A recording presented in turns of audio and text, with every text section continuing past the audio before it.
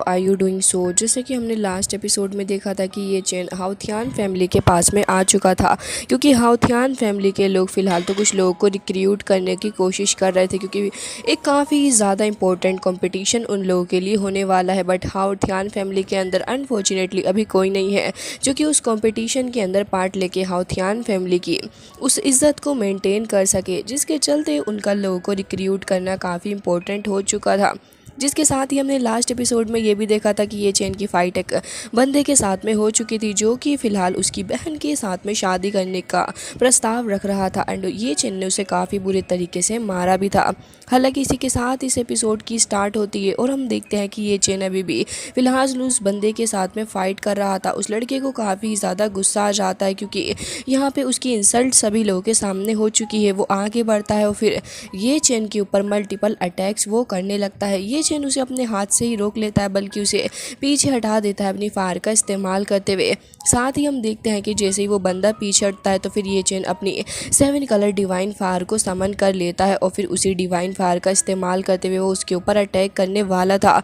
हालांकि उस divine fire को देख के वो बंदा भी काफ़ी ज़्यादा घबरा गया था, बल्कि वो तो डर रहा था और कह रहा था कि तुम मेरा इंतज़ार करना, मैं तुमसे ज़रूर से ही बदला लूँगा, समझे तुम। लेकिन ये चेन जो कि अपनी डिवाइन फायर को अभी अपने पास में रख लेता और कह रहा था कि वैसे यहाँ पे कोई और है जो कि अपने आप को स्ट्रॉन्गेस्ट लेजेंड क्लेम करता है, तो फिर वो आके मुझसे फाइट कर सकता है।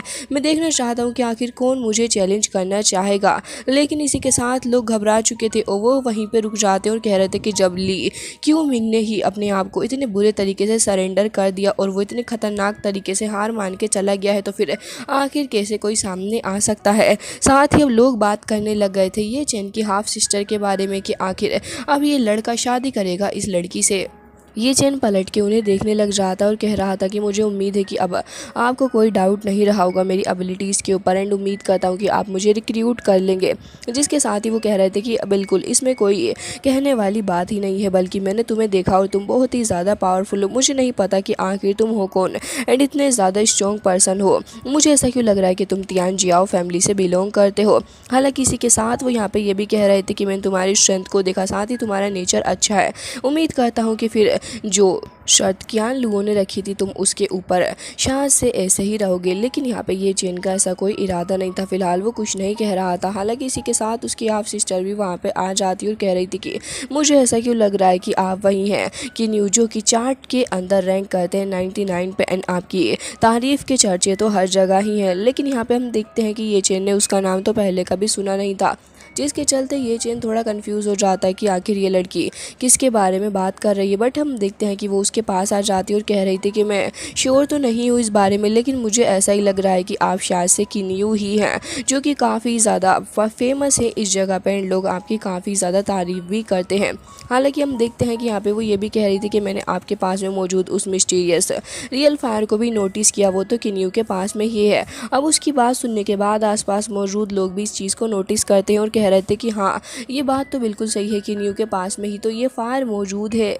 तो क्या इसका मतलब ये पर्सन वही लेजेंडरी किन्यू ही है जिसकी तारीफ़ के चर्चे हम सभी ने सुन रखे हैं। हालांकि यहाँ पे ये चेन भी यही कह रहा था कि अच्छा मेरी 7 कलर फायर ने मुझे बचा लिया एंड इन लोगों को मेरी रियल आइडेंटिटी दी तो मैं रिवील नहीं कर सकता, तो फिर क्यों ना इस किन्यू की आइडेंटिटी को ही यूज़ करा जाए अपने ऊपर एक कवर बनाने के लिए। एंड इसी के साथ यहाँ पे ये चेन कह रहा होता है कि यंग लेडी आप वाकई में काफ़ी स्मार्ट हैं, मुझे उम्मीद नहीं थी कि आप इतनी जल्दी मुझे पहचान लेंगी। तो फिर ये चेन के फादर भी ये चेन से कहने लग गए थे कि किन्यू मैं उम्मीद करता हूँ कि कल जो कंपटीशन होने वाला है तुम उसके अंदर काफ़ी अच्छा परफॉर्म करोगे, एंड बाकी सारे लोग जो कि फ़िलहाल हमारे ऊपर ट्रस्ट नहीं करते एंड हमारी इंसल्ट करते हैं उन सबको भी पता चल ही जाएगा। इसी के साथ वो ये भी कह रहे थे कि शियुए को मैं तुम्हारे ऊपर छोड़ता हूँ अब से। हालांकि ये चेन तो इस चीज़ को सुनने के बाद कंफ्यूज हो चुका था, क्योंकि यहाँ पे तो फ़िलहाल ये चेन के अलावा किसी को भी नहीं पता है कि शियुए उसकी क्या लगती है। वो काफ़ी ज़्यादा घबरा गया था। जिसके साथ ही हमें इवनिंग का सीन दिखाया जाता है एंड अब ये दोनों ही आपस में बातें करने लग गए थे। ये चेन उसी की तरफ देख रहा था, तो फिर वो बताने लग जाती है कि मुझे उम्मीद है कि आप इस कल होने वाले जेन्युइन लीग कॉम्पिटिशन के अंदर बहुत ही अच्छा परफॉर्म करेंगे और जैसा कि मेरे फादर ने आपसे प्रॉमिस किया है कि मैं आपसे शादी करूँगी तो फिर ये भी हो जाएगा। लेकिन इसी के साथ यहाँ पे ये चेन कह रहा था कि वैसे मैं आपके लिए स्टेज पे जाऊँगा एंड उस कॉम्पिटिशन के अंदर पार्ट भी लूँगा, मुझे इस चीज़ से कोई भी प्रॉब्लम नहीं है, लेकिन मैं उम्मीद करता हूँ कि आपको भी मेरे ऊपर भरोसा होगा। जिसके साथ ही शिवे कहने लग गई थी कि ऑफ कोर्स मुझे आपके ऊपर पूरा भरोसा है। लेकिन इसी के साथ अब ये चेन सही चीज़ को रिवील करते हुए कहता है कि देखो, मैं तुमसे एक चीज़ पहले ही बता देना चाहता हूँ कि मेरे पास में पहले ही मेरी शादी हो चुकी है और मेरी वाइफ भी मौजूद है, तो फिर उसके अलावा मैं इस लाइफ टाइम के अंदर किसी और से शादी नहीं करना चाहता। ये सुनने के बाद शिवे कह रही थी कि सॉरी, मुझे माफ़ कर देना, मैंने आपको अंडर एस्टिमेट कर लिया और साथ ही आपकी अच्छी इंटेंशन को भी बुरा समझा, क्योंकि पहले जो पर्सन आया था उसने अपने सामने इतनी सारी चीज़ें रख दी थी कि हमें लगा कि शायद आप भी इन सारी चीज़ों को पूरे तरीके से मान लेंगे। प्लीज़ मुझे माफ़ कर दीजिए, मैंने आपको इतना ज़्यादा गलत समझा। जिसके साथ ही ये चैन उसकी तरफ को देखने लग रहा था और कह रहा था कि अगर मेरी मास्टर से भी शादी नहीं हुई थी तब भी मैं तुमसे शादी नहीं कर सकता था, क्योंकि तुम मेरी हाफ सिस्टर हो। इसके अलावा अगर मैंने ऐसा कुछ सोचने की भी कोशिश की तो फिर गॉड तो मुझे पीसीस के अंदर कन्वर्ट कर देंगे। अब वो उसी के साथ आ जाता उस लड़की के पास में और कह रहा था कि वैसे मुझे आपके फादर के साथ में कुछ इंपॉर्टेंट बात करनी है, तो क्या आप मुझे उनके साथ में लेके जा सकती हैं। जिसके साथ ही वो ये भी कह रहा था कि कल होने वाले जेन्युइन अलायंस कंपटीशन के लिए मैं काफ़ी ज़्यादा एक्साइटेड भी हूँ एंड उम्मीद करता हूँ कि वो कंपटीशन आपके लिए एक प्रॉस्पेरिटी लेके आएगा। तो शी वो उससे कहने लग गई थी कि बिल्कुल किन्यू, मुझे आपके ऊपर पूरा भरोसा है, चलिए फिर मैं आपको फादर के पास में लेके चलती हूँ। अब हमें इसके बाद रात का सीन दिखाया जाता है जहाँ पे हमें दिखाया जाता है कि ये चैन की मास्टर अभी फ़िलहाल बातें कर रही होती है ये चैन के फादर के साथ में। उन्होंने भी ये चैन को हर एक जगह ढूंढ लिया था, लेकिन ये चैन का कुछ अता पता नहीं मिल रहा था। इसी के साथ ये चैन के फादर भी उनसे कह रहे होते हैं कि आखिर तुम कब तक ये चैन को ऐसे ही ढूंढती फिरोगी, बल्कि मुझे तो तुम्हारी बहुत ही ज़्यादा फिक्र हो रही है। मुझे लगता है कि तुम्हें इतना ज़्यादा स्ट्रगल नहीं करना चाहिए ये चैन को ढूंढने के लिए। और सच बताऊँ तो अब मैं भी उम्मीद छोड़ चुका हूँ कि ये चैन हमें कहीं मिलेगा। लेकिन तभी यहाँ पे वो उसकी बातें सुनने के बाद भी कह रही थी कि आप परेशान ना हो, मुझे भरोसा है कि ये चैन जिंदा है और जहाँ भी होगा वो एकदम ही ठीक होगा, मैं उसे जल्द से जल्द ढूंढ के लेके आऊँगी। जिसके साथ ही अब वो वहाँ से निकल के जा भी रही थी, लेकिन तभी ये चैन के फादर उसे रोक लेते हैं और कह रहे थे कि अच्छा सुनो, मेरी बात तुम्हें सुन के जानी होगी।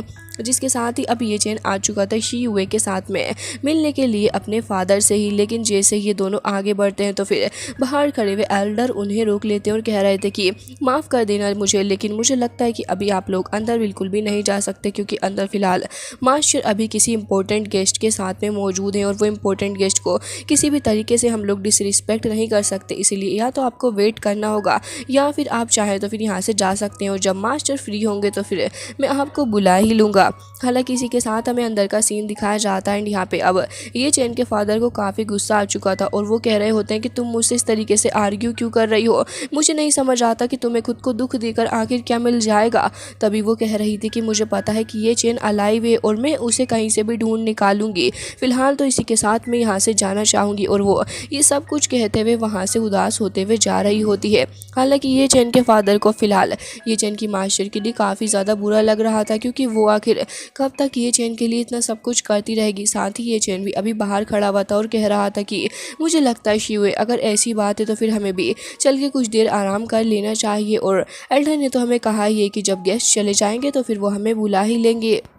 शिवे भी ये चैन की बात मान लेती है और कह रही थी कि अगर ऐसी बात है तो फिर चलिए गेस्ट, चल के आराम कर लीजिए, मैं आपको आपका रूम दिखा देती हूँ। ये चैन वहाँ से चला जा रहा होता और साथ ही हम एल्डर को देखते हैं जो कि अब तुरंत ही ये चैन की मास्टर के बाहर निकलने के आने के बाद से उसे ग्रीट करने लग गया था। ये चैन को काफ़ी कुछ मिस्टीरियस सा लग रहा होता है, काफ़ी अजीब फील कर रहा था वो।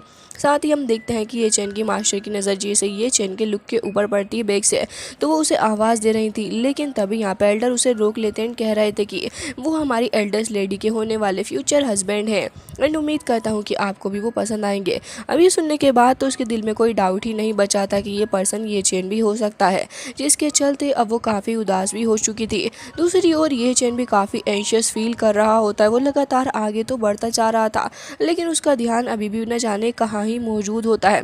इसी के साथ अब ये चैन की मास्टर भी यही कह रही थी कि मुझे लगता है कि मुझे बहुत ही बड़ी गलत फहमी हो गई है। खैर छोड़ो इन सभी बातों बातों में अब क्या ही रखा है, जिसके साथ ही अब वो तुरंत ही वहाँ से फ्लाई करके निकल जाती और बहुत ही उदास नज़र आ रही थी। ये चैन से भी रहा नहीं जाता तो फिर वो भी पलट के देख ही लेता है पीछे की तरफ को, लेकिन जब वो पलट के देखता है तो फिर पीछे कोई नज़र ही नहीं आता। मतलब कि ये चैन ने कुछ सेकंड्स की देरी कर दी है, जिसके साथ अब ये चैन आगे बढ़ जाता है तो फिर शिवे भी उसके पीछे पीछे चली जाती है उसको उसका रूम दिखाने के लिए। अब इसी के साथ अब हमें नेक्स्ट डे का सीन दिखाया जाता है, जहाँ पे अब वो कंपटीशन वाला दिन आ ही चुका था। तो फिर हम देखते हैं कि यहाँ पे ये सारे के सारे लोग खड़े होकर बातें कर रहे थे और कह रहे होते हैं कि हाउथियान फैमिली के जीतने के तो कोई चांसेस है ही नहीं, बल्कि यिन एंड यान फैमिली और साथ ही युआन फैमिली के लोगों के जीतने के चांसेस बहुत ही ज़्यादा हैं। वैसे भी हाउथियान फैमिली का 5 में भी रिकॉर्ड कुछ अच्छा नहीं रहा है, वो लोग बहुत ही ज़्यादा बेकार कर रहे हैं सारे कॉम्पिटिशन्स के अंदर। तभी हम देखते हैं कि हाउथियान फैमिली के एल्डर कुछ अजीब ही तरीके से एंटर करते हैं। इसी के साथ ये चेन बाकी सारे लोग भी आके खड़े हो चुके थे। हालांकि हाउथियान फैमिली के एल्डर को देखने के बाद भी लोग बातें करना बिल्कुल भी बंद नहीं करते, बल्कि कह रहे थे कि देखो एक बार फिर से अपनी बेइज्जती कराने के लिए यहाँ पे आ चुके हैं ना, जाने इन लोगों को क्या ही मज़ा पड़ा हुआ है अपनी इंसल्ट कराने का। ये चेन भी सारे ही लोगों की बातें सुन रहा था लेकिन शांत होता है, जिसके साथ ही अब उसके फादर को कफ होने लग गई थी। तो फिर वो समझ जाता है कि एल्डर हाउथियान की इंजरीज अभी भी ठीक नहीं हुई है और वो अभी भी इन सारी चीज़ों के साथ में डील कर रहे हैं। तभी वहाँ पे कुछ फ्लावर पेटल्स आने लग गए थे। तो फिर ये चैन की नज़र उन फ्लावर पेटल्स के ऊपर पड़ जाती है तो हमें देखने को मिलता है कि यहाँ पे काफ़ी ब्यूटीफुल सी लेडी की एंट्री होती है। ये चैन और बाकी सारे लोग भी उस लेडी को देखने लग गए थे। तो वो लेडी वहाँ पे आके खड़ी हो गई थी और काफ़ी स्टाइल भी दिखा रही थी। हालांकि इसी के साथ वो काफ़ी सुंदर भी नज़र आ रही होती है। तो फिर हमें देखने को मिलता है कि उसके बाकी सारे साथी भी वहाँ आ चुके थे इस कॉम्पिटिशन के लिए।